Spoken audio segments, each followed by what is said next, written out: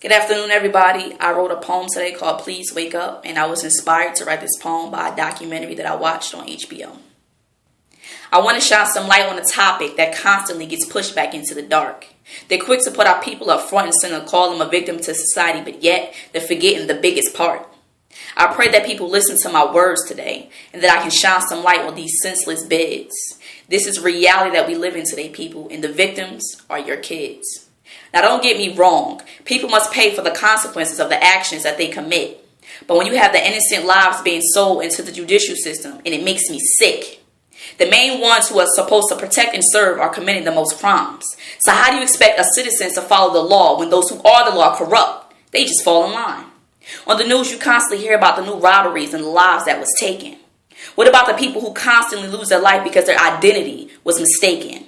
What about the cops that rape females and plant drugs on young thugs? But people don't find that funny. But what separates a citizen who commits a crime and a person of law? That's right, people. It's money.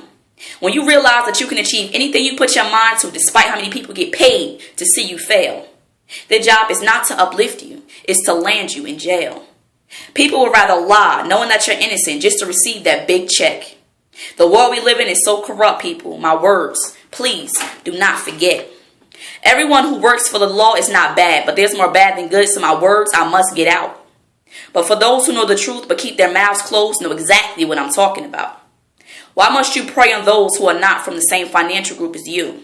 Did you not forget where you came from? You walked plenty of miles in their shoes. What happened to the judge who was discovered to be selling people to jails and prisons? What happened to him? What about the cops who committed crimes not towards each other but to those who they are served to protect? What happened to them? Do you not see the pattern that they're creating that goes unrecognized each and every day? Someone has to answer to this, but of course, they will not say. For those who think it's cool to run the streets, smoke weed, sell drugs, reality check, you're wrong.